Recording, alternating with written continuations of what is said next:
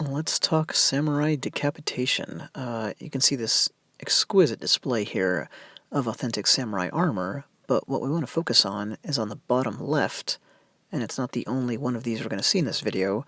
These are the stands that were used to display the severed heads of slain enemies. And this was a brutal and odd ceremony.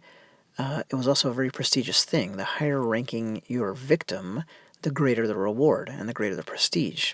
Typically after a battle then, the daimyo, the presiding general, would sit and review the severed heads in kind of a elaborate ceremony. At least sometimes it was an elaborate ceremony, sometimes it was a little bit more rushed and informal, but the classic version of the ceremony was a big deal. So here we've got a samurai with his prized possession.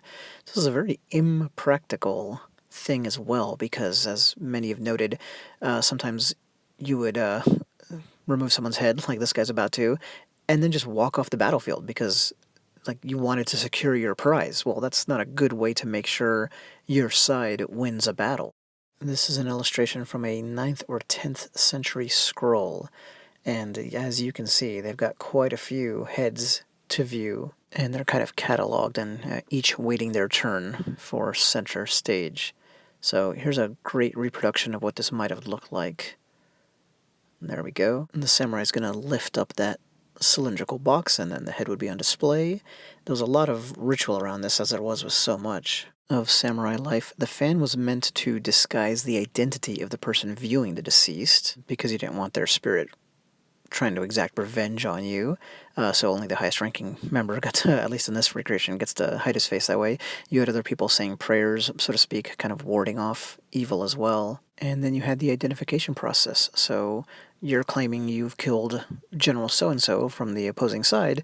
Does anybody recognize this head? And that head would have received preparation, kind of been made up for its big moment, so it'd look presentable. And you'd have some less than honorable samurai taking a random foot soldier's head and claiming it was somebody higher ranking, all kinds of shenanigans like that. So let's look at these two examples, and I'll show you some up-close details. One other vignette I'd like to get across while doing so involves Imagawa Yoshimoto, who stopped his forces down for a fun night of viewing heads. The problem was, while they were doing that, the enemy caught up to them and completely overran the camp. So Imagawa's head ended up being the showpiece at a very different kind of ceremony than the one he had intended. Well, I'm just going to let you take a look at these very unique, out-of-the-way military antiques from Japan. Bye.